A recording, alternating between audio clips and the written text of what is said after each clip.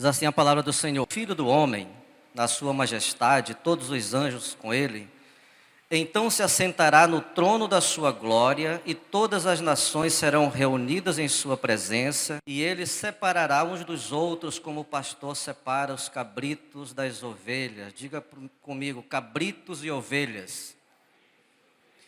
E porá as ovelhas à sua direita, mas os cabritos à esquerda. Então dirá o rei aos que estiverem à sua direita: Vinde, benditos de meu Pai, entrai na posse do reino que vos está preparado desde a fundação do mundo. Porque tive fome e me deste de comer, tive sede e me deste de beber, era forasteiro e me hospedastes, estava nu e me vestistes, enfermo e me visitastes, preso e foste ver-me. Então perguntarão os justos: Senhor, quando foi que te vimos com fome e te demos de comer, ou com sede e te demos de beber? E quando te vimos forasteiro e te hospedamos, ou nu e te vestimos? E quando te vimos enfermo ou preso e te fomos visitar? O rei respondendo lhes dirá, em sua presença, sentará no trono da sua glória, e todas as nações serão reunidas em sua presença, e ele separará uns dos outros, como o pastor separa os cabritos das ovelhas. E porá as ovelhas à sua direita, mas os cabritos à esquerda. Então dirá o rei aos que estiverem à sua direita: Vinde, bendito de meu Pai, entrai na posse do reino que vos está preparado desde a fundação do mundo. Porque tive fome e me deste de comer, tive sede e me deste de beber, era forasteiro e me hospedastes, estava nu e me vestistes, enfermo e me visitastes, preso e foste ver-me. Então perguntarão os justos: Senhor, quando foi que te vimos com fome e te demos de comer, ou com sede e te demos de beber? E quando te vimos forasteiro e te hospedamos, ou nu e te vestimos? E quando te vimos enfermo ou preso e te fomos visitar? O rei respondendo lhes dirá: Em verdade vos afirmo que sempre que o fizestes a um destes meus pequeninos irmãos, a mim o fizestes. Então o rei dirá também aos que estiverem à sua esquerda: Apartai-vos de mim, malditos, para o fogo eterno, preparado para o diabo e seus anjos. Porque tive fome e não me deste de comer, tive sede e não me deste de beber. Sendo forasteiro, não me hospedastes, estando nu, não me vestistes. Achando-me enfermo e preso, não foste ver-me. E eles lhe perguntarão: Senhor, quando foi que te vimos com fome, com sede, forasteiro, nu, enfermo, preso, e não te assistimos? Então lhes responderá: Em verdade vos digo que sempre que o deixaste de fazer a um destes mais pequeninos, a mim o deixaste de fazer. Irão estes para o castigo eterno, porém os justos para a vida eterna. Oremos. Pai, muito obrigado, Senhor Deus. Glorificamos o teu santo nome por mais uma oportunidade que o Senhor nos dá, Pai Santo, de estarmos aqui na tua casa, te glorificando, te cultuando, Senhor Deus, te exaltando, Pai Santo querido Deus, permitindo que o Senhor fale conosco, permitindo que o Senhor nos traga discernimento, que o Senhor nos traga revelação, Pai Santo querido, daquilo que o Senhor quer nos fazer, Deus, entender, discernir perfeitamente. Espírito Santo de Deus, eu oro para que a totalidade do Senhor esteja sobre esse lugar e inunde cada coração, Pai Santo querido, e fale cada coração. Plante, Senhor Deus, no coração de cada pessoa aqui presente, Deus, o poder que é na Tua palavra, Senhor Deus, que gera fruto para a eternidade, frutos bons, Pai, frutos saudáveis, Pai Santo querido. Eu oro também, Senhor Deus, para que as pessoas que estão ao nosso redor, Pai Santo, sejam impactadas, ó Deus, pelos louvores, Deus, pela palavra, Senhor Deus, que será ministrada, que foi ministrada pela manhã. Deus, que famílias sejam transformadas e que essa comunidade seja alcançada, Senhor Deus, pelo poder que é na Tua palavra, pela Tua fidelidade, Senhor Deus, pelo Teu amor infinito, pela Tua misericórdia que se renova de manhã em manhã. Nós oramos, Pai Santo querido, e glorificamos em nome do Senhor Jesus Cristo. Amém e amém. Eu quero, nessa noite, falar para os irmãos no tema: o que é mais importante, evangelismo ou ação social? É uma demanda que a igreja ela tem convivido com isso, ela tem algumas vezes tropeçado no que fazer primeiramente, no que fazer aquilo que for realmente necessário, né? E a gente tem algumas vezes errado muito nisso quando nós decidimos por alguma coisa a fazer que não seja aquilo que o Senhor requer de nós, que a palavra requer de nós. Muito interessante esse texto que a gente leu. A gente vai voltar a ele ainda, mas antes de voltar a ele, eu quero mencionar em Efésios 5:16, 14, 15, 16, como foi pregado na virada aqui, o pastor discorreu sobre esse texto, falando aos irmãos, falando à igreja, sobre o que a reflexão sobre isso, que de fato, né, nós estamos com esse tema nesse ano. De fato, o que nós vamos fazer? O que a igreja precisa fazer? Qual vai ser o caminho, qual vai ser a direção, qual vai ser a ação? O que nós precisamos fazer?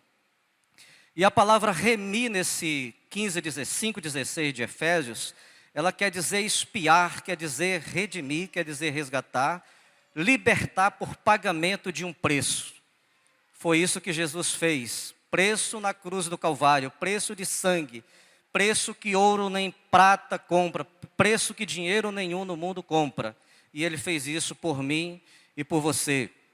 O muito interessante nesse texto é que remir esse tempo, fala aqui remir esse tempo.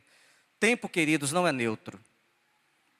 Em nenhum momento nós passamos por isso imaginando que nós vamos gastar o nosso tempo em alguma coisa e vai ficar por isso. Não é neutro. Ele vai requerer de nós uma consequência boa ou uma consequência ruim. Seguramente nós vamos prestar conta disso um dia, daquilo que nós fizemos com o nosso tempo. Muitas vezes nós gastamos o nosso tempo em coisas que o Senhor não requer, em coisas que não vão edificar, em coisas que não vão transformar vidas, em coisas que não vão trazer vidas para Ele, né? E o tempo não é neutro, nós vamos responder por isso. Uma outra coisa interessante que ele fala é que nós temos que aproveitar as oportunidades. Aproveitar as oportunidades segundo a vontade de Deus. Lá no capítulo 13, de aproveitar essa oportunidade segundo a vontade de Deus. E é muito interessante isso porque muitas vezes nós estamos fazendo coisas, nós estamos fazendo atividades que não representam a vontade de Deus. E aí nós vamos incorrer nesse texto que nós acabamos de ler.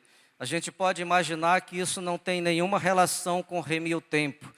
Mas Jesus, ao longo da sua caminhada, Ele deixou isso muito claro. Ao longo da sua caminhada, Ele veio trazendo uma palavra escatológica, uma palavra de fins do tempo, uma palavra que o reino havia chegado, que as pessoas se apercebessem disso, que elas se arrependessem, que elas procurassem fazer aquilo que era proveitoso para o reino de Deus. Toda a sua trajetória, ela teve uma mensagem nesse sentido. O reino de Deus é chegado.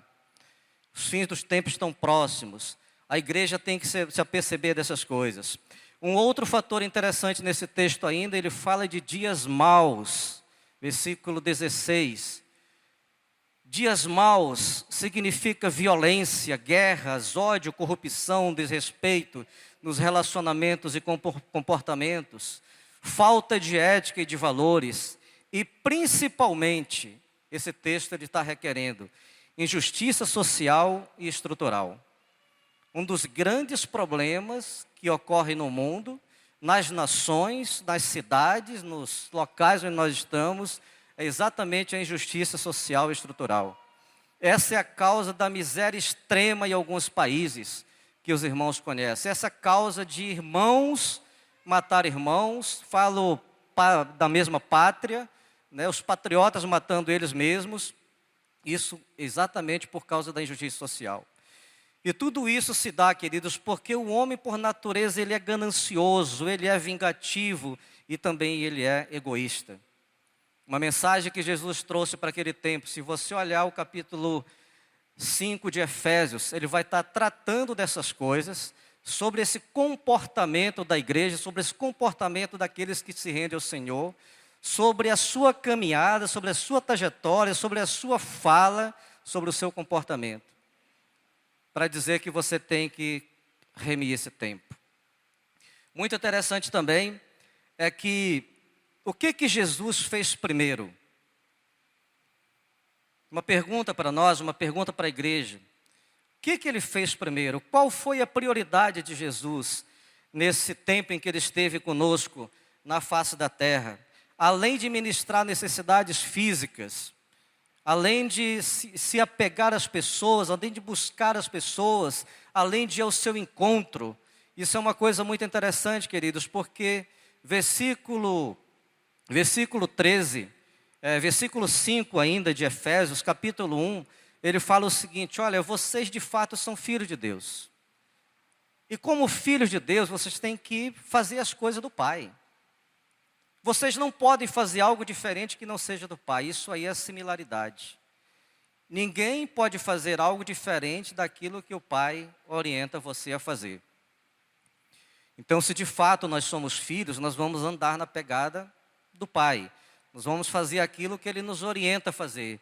Vamos fazer aquilo que Ele nos deixou escrito para fazer. Não diferente disso. Fora das necessidades físicas, Jesus também se envolveu com o cotidiano das pessoas. Se vocês perceberem toda a trajetória de Jesus, ele estava onde era improvável para qualquer outra pessoa, se envolvendo com o dia, se envolvendo com aquele momento, se envolvendo com aquela oportunidade, trazendo libertação para aquelas pessoas, buscando o enfermo, buscando o paralítico, buscando o cego, buscando o endemoniado, buscando o leproso. Em todas as situações, Jesus estava se envolvendo com elas. E muitas vezes igreja, nós não queremos nos envolver com isso.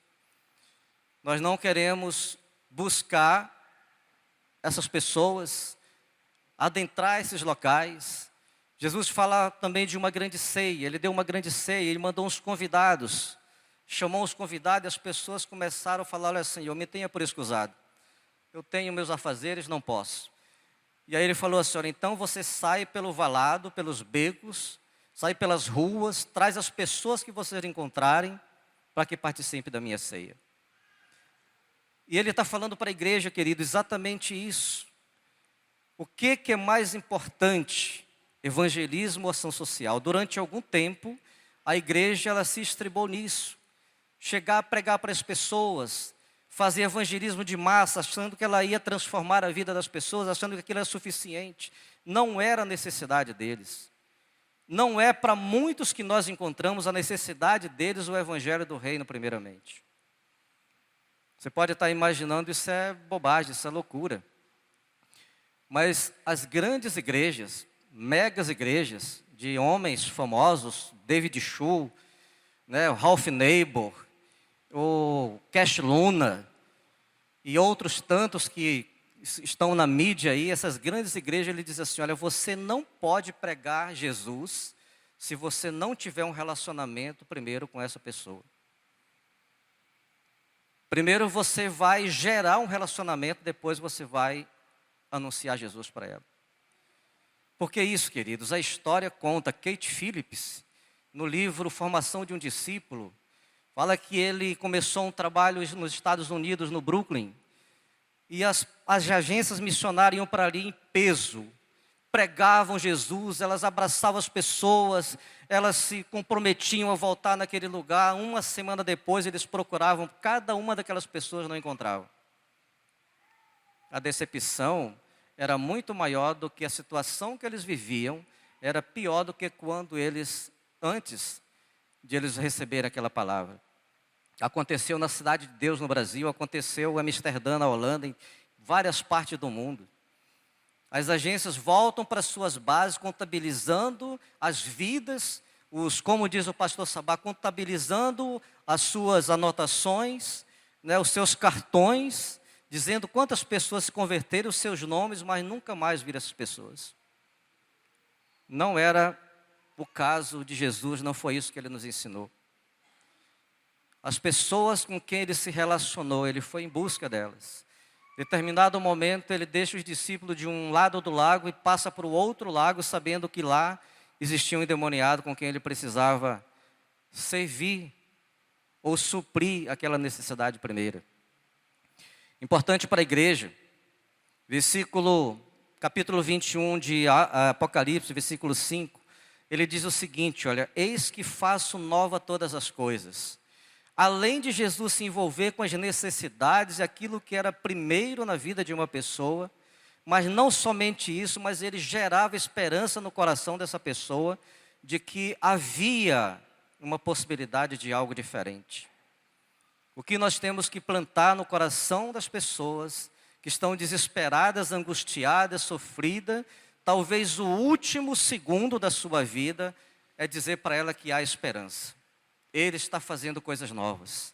Jesus está fazendo coisas novas. A igreja precisa falar isso para as pessoas desesperadas, angustiadas, que Jesus está fazendo coisas novas. É como se estivesse saindo do forno. Oséias, Amós, fala que as bênçãos de Deus é como se fosse um pão que saísse do forno, quentinho, para as nossas vidas. Isso é o que o Senhor tem feito, tem dito na sua palavra, e nós temos que ir atrás também dessas maravilhosas bênçãos. Um outro tema importante, queridos, é que por muitas vezes você vê na palavra de Deus ele se envolvendo com as situações de ação social, assistência social. Em determinados momentos também ele prega o evangelho do reino. E nós temos que ter discernimento para saber qual é o momento de um e de outro. O que é mais importante, evangelismo ou ação social? Nós precisamos discernir o que fazer naquele momento. Precisamos saber exatamente o que fazer naquele momento. Certo dia, um irmão, no início dessa igreja, morava depois do Acamari, ele vindo para cá, para a igreja, ele encontrou um andarilho na rua, perto do Acamari. E ele parou e perguntou para ele: você me dá alguns minutos, eu quero compartilhar o evangelho com você, eu quero falar de Jesus para você. Ele falou: tudo bem, eu te dou, mas eu estou com fome. Não, estou só te pedindo uns minutos, depois você come. Não, mas eu estou com fome. E quando ele chegou com a gente, compartilhando e falando: olha, realmente a necessidade daquela pessoa não era o evangelho, era comida. Ele precisava se alimentar, precisava ser suprido naquilo que era necessário. Queridos, fome não espera, doença não espera, desespero não espera. Talvez uma pessoa que te ligue, não sei que hora da noite, seja o último segundo, a sua última oportunidade de mudar aquela história. O que é mais importante? Talvez a pessoa esteja precisando realmente de alguém para ouvir, para desabafar. É isso que ela está precisando. Ela não está precisando que você fale do evangelho do reino, dos céus. Não está precisando de um estudo nesse primeiro momento. Isso não é descartado, a gente vai entender isso. Mas o que nós temos que fazer é suprir aquela necessidade. A igreja precisa aprender a suprir essa necessidade. Durante um outro tempo, a igreja imaginou que o evangelismo não era necessário, a ação social era necessária. E aí ela começou a fazer trabalhos, levar cestas básicas, né, e juntar aquelas pessoas e fazer movimentos, e criar casas, gerar casas, e agasalho, aquelas coisas todas. Mas isso também não resolveu o problema.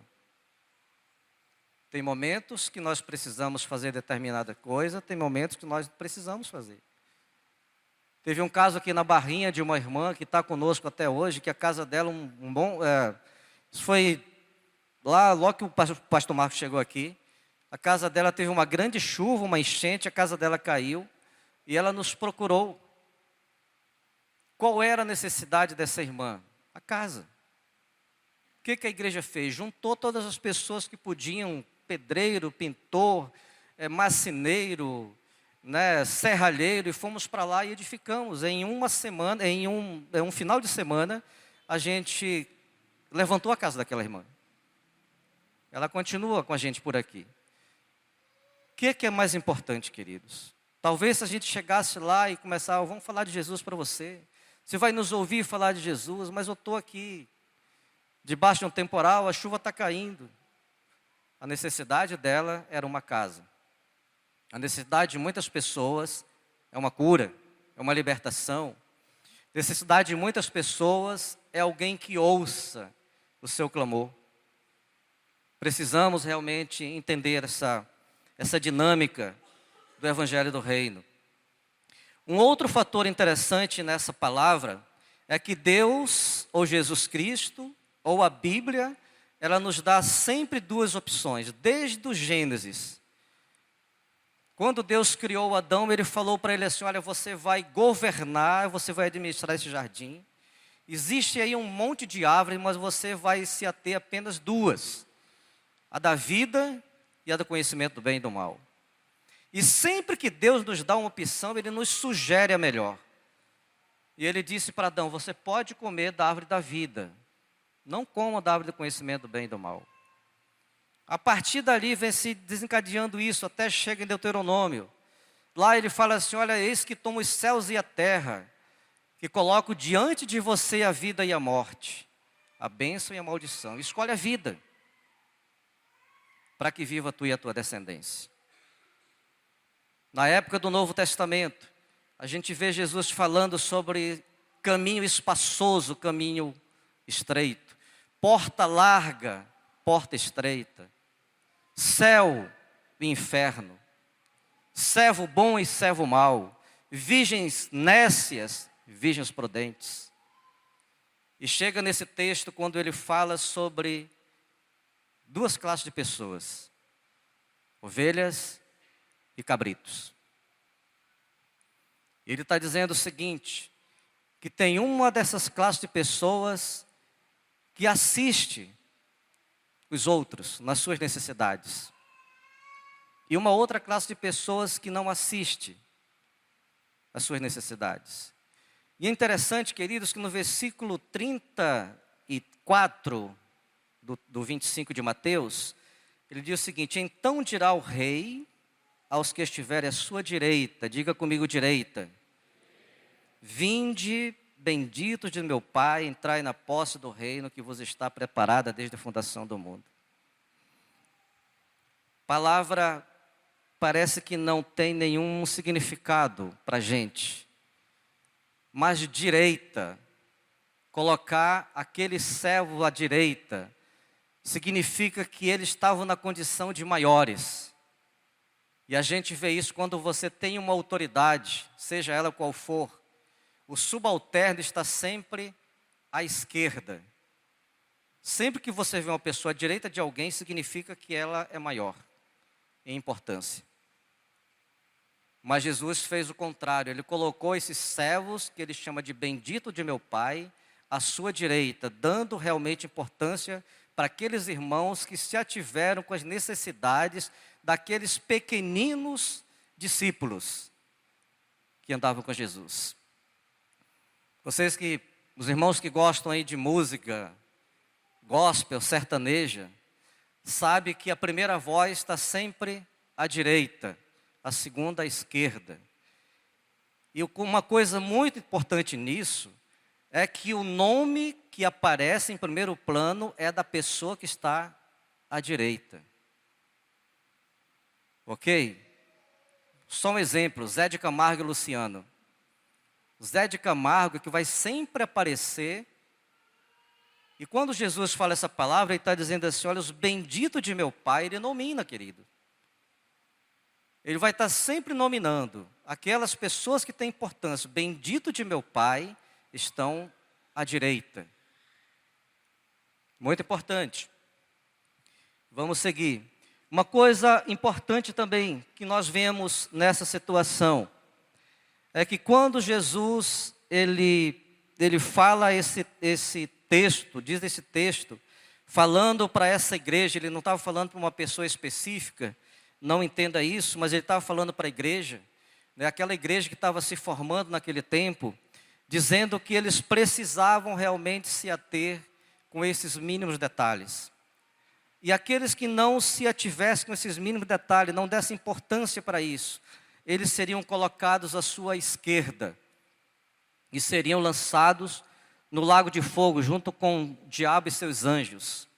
Uma palavra forte, uma palavra que pode ser entendida de uma forma diferente, mas Jesus estava realmente falando de alguma coisa escatológica, de fim dos tempos, algo que viria a acontecer, algo que pode estar acontecendo. E a igreja primitiva, queridos, ela estava assim no limiar disso. Ela sempre viveu no limiar de uma volta de Jesus. Eles têm lá a teoria da iminência. Tudo o que eles fizeram, assistir às pessoas, dividir com as pessoas, orar com as pessoas, ajudar as pessoas, tudo isso é porque eles esperavam a volta de Jesus imediatamente. A igreja de hoje, ela não é diferente também. Nós não sabemos o momento em que Jesus pode voltar. Pode ser daqui a alguns segundos. E a oportunidade que você teve de edificar uma vida, você pode perder. E às vezes nós damos desculpas, muitas desculpas. Estou muito atarefado, a igreja tem muitas atividades, eu tenho dado essa desculpa. Não posso, estou cheio, minha agenda está cheia. Na verdade, eu estou sendo negligente com isso. E esse ano, em nome de Jesus, eu quero mudar isso. Em nome de Jesus, eu quero mudar isso. Irmã Marisa, tem muitas pessoas que segregam, elas bloqueiam aquilo que nós temos que fazer lá fora. Você não pode fazer, você não tem que fazer. Seu negócio é aqui dentro. Isso a palavra chama na mensagem das virgens, lá também em 13 de Romanos, chama de sono, chama de letargia, chama realmente de uma coisa que ficou irregular, que não agrada a Deus, que não satisfaz a Deus, que não foi isso porque você foi salvo, Jesus te chamou para outra coisa. No capítulo 14, do 5 de Efésios, ele fala assim: olha, desperta tu que dormes. Afasta-te dos pecadores e Cristo te iluminará. Esse dormir, queridos, é letargia. Lembra que as virgens, elas dormiram, as 10 dormiram. 5 eram prudentes, tinham azeite. 5 eram imprudentes, não tinham azeite, mas as 10 dormiram. Chega um momento que a igreja ela está nessa fase letárgica, sonolenta. Ela não sabe o que fazer, ela está caminhando de uma forma para frente, mas ela não está sabendo o que fazer. Chega um momento que ela está enchendo os templos e a cidade está por aí. Os valados estão por aí, os becos estão por aí, as ruas estão por aí. As pessoas carentes de uma palavra estão por aí, de um apoio, de um conselho, de uma presença estão por aí. Um desses dias, eu estava vindo para cá e no trajeto da minha casa para cá, eles têm colocado alguns quebra-molas. Quebra-mola na esquina. Não sei se alguém já percebeu isso. Você está virando uma esquina, tem um quebra-mola. Praticamente não dá tempo de você parar, ou coloca uma faixa na esquina. E eu fiquei imaginando aquilo comigo, coisa de pecador. Isso é coisa do diabo. Só pode ser coisa do diabo. Porque você não tem tempo, você está dobrando uma esquina, tem uma passagem de pedestre, o cara está entrando ali, nem olha se você está parando ou não. Dobrando uma esquina tem um quebra-mola. Não pode ser uma coisa de Deus isso. Sinceramente. Você que dirige, você sabe. Às vezes você não anda 100% ligado. E você nem está esperando que isso aconteça. Mas, esse caso que Jesus tem nos falado, acontece alguma coisa assim.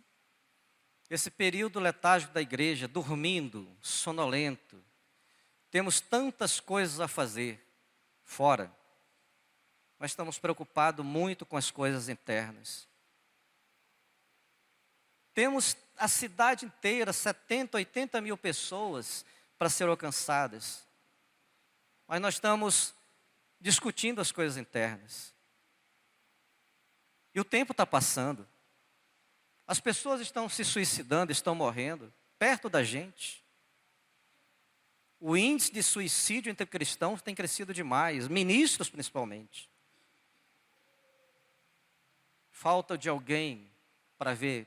Quando Beth converteu aqui, ela tinha um pastor, uma pessoa amável, muito agradável. Um dia ele saiu daqui e entrou num estágio de profunda depressão. E ele ligou para vários irmãos no Brasil que ele conhecia. e nenhuma pessoa apareceu. E apareceram no enterro. Quando foi chegando cada um no enterro, sabe o que a esposa fez? Vai embora. Vai embora. Durante todo o período que meu marido esteve doente, ninguém apareceu, ninguém deu uma ligação, ninguém mandou uma carta, ninguém fez uma visita. Estava enfermo e não me visitaste. De que adianta o enterro? De que adianta agora a minha visita no enterro? Nada. Passou. Queridos, precisamos realmente despertar. Desperta tu que dorme. Afasta de entre os pecadores. Quem são essas pessoas pecadoras? Você pode imaginar que são os ímpios, aqueles que não conhecem a palavra de Deus. Não era isso que o texto está falando. Pessoas que estão te bloqueando de fazer aquilo que Deus quer que você faça. Pessoas que estão te bloqueando de fazer aquilo que Jesus te comissionou a fazer. Pessoas que estão te prendendo. Afasta e Cristo vai te iluminar. Cristo vai trazer discernimento, Cristo vai trazer luz, Cristo vai trazer entendimento para você. Cristo vai falar com você, o Espírito Santo vai falar com você.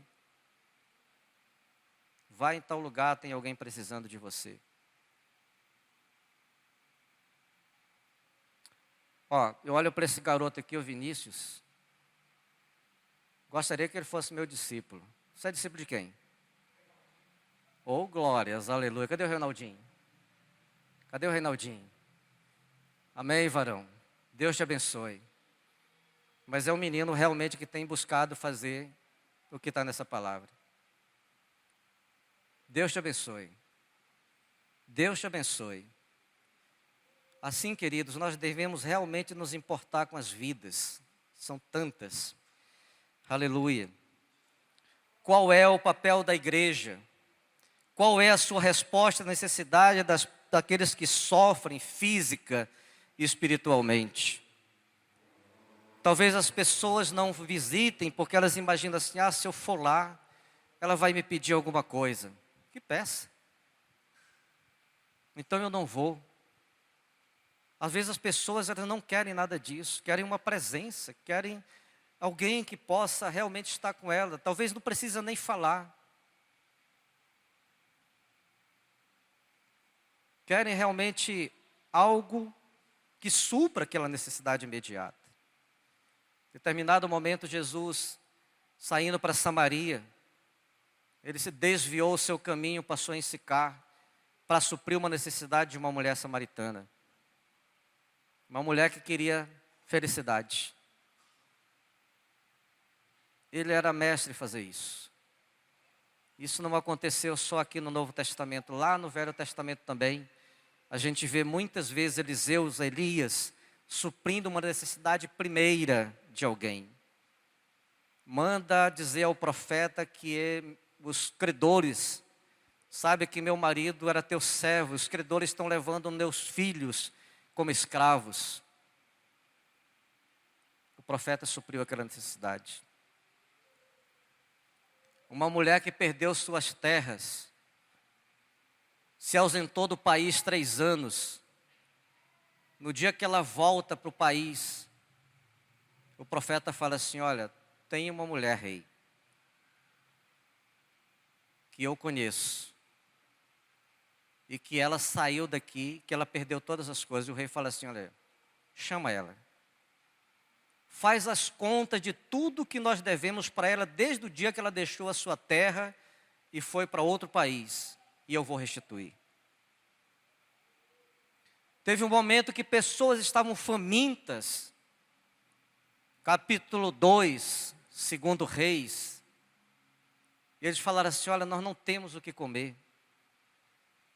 Queridos, Jesus Cristo, Ele não precisa de muito para fazer o milagre, sempre Ele trabalhou com o mínimo. Os profetas do passado sempre trabalharam com o mínimo. O que é que você tem aí? Eu tenho aqui alguns pães.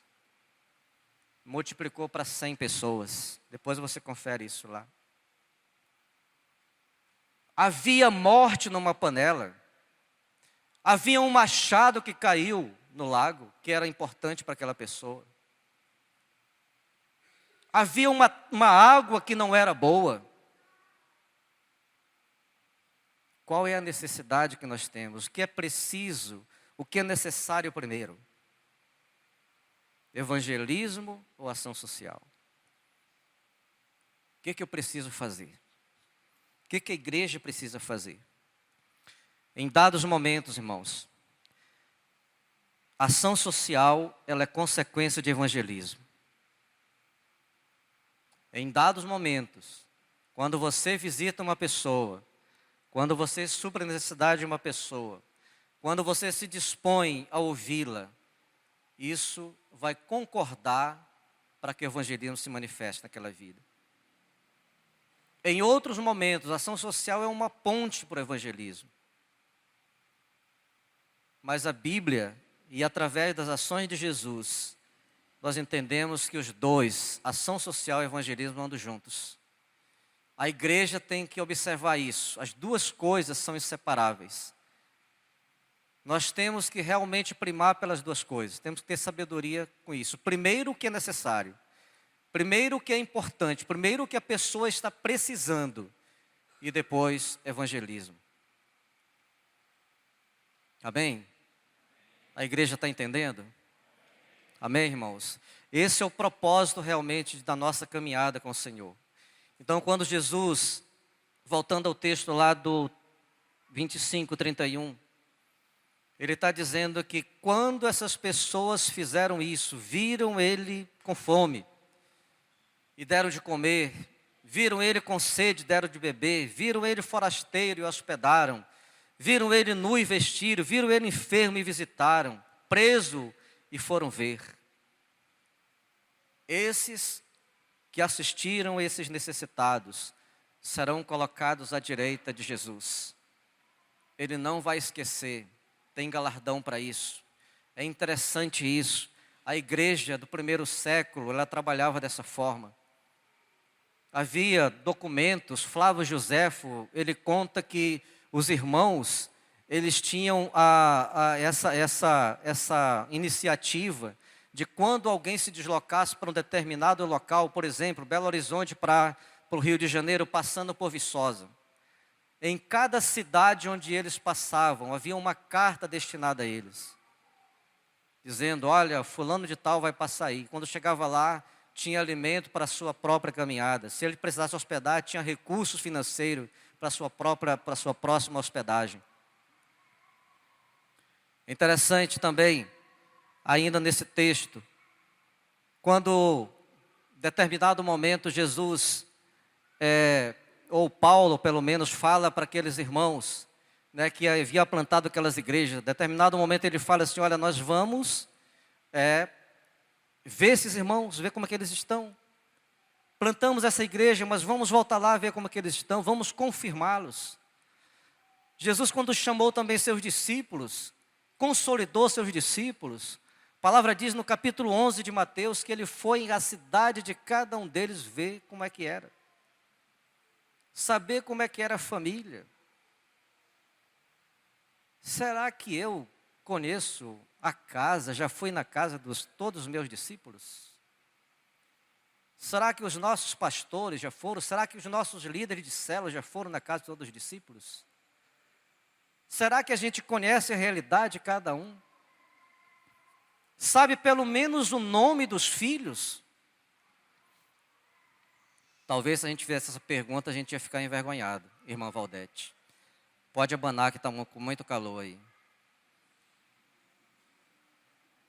Porque na maioria das vezes a gente não sabe os nomes das pessoas. Ô irmão, ô irmão, ô irmão, ô irmão, ô irmão, paz irmão, paz irmão. E assim nós vamos vivendo. Né? Onde você mora? Não sei. É da sua célula? Qual o contato? Sabe que eu não sei? Isso demonstra o grau de afetividade que nós temos. Não era isso que Jesus realmente estava querendo de nós, queridos. Ele estava querendo algo muito maior do que isso. Então, assim, eu quero concluir essa palavra dizendo que a igreja, ela tem que se dispor. ela tem que aprender com a palavra, com aquilo que o Senhor tem nos ensinado. Tem que remir o tempo. E essa palavra que eu li para vocês aqui no capítulo 25 de Mateus, é exatamente remir o tempo. Remir o tempo é aproveitar oportunidades. O pastor Marcos falou isso. Aproveitar oportunidades. Se surgir uma oportunidade, eu tenho que aproveitar. Eu não vou deixar para amanhã. Tem que ser hoje. Tem que ser hoje. E assim a igreja, queridos, vai realmente estar adentrando nos locais onde ela tem que adentrar. Ela vai estar realmente semeando aquilo que ela tem que semear. E nós vamos ter ganhos com isso. Com certeza. Vamos ter um povo mais firme, um povo mais aliançado, um povo mais edificado, um povo mais forte, porque a igreja está se importando com essas coisas, talvez pequenas para nós, a maioria de nós, mas grande para quem está esperando alguma coisa. Amém?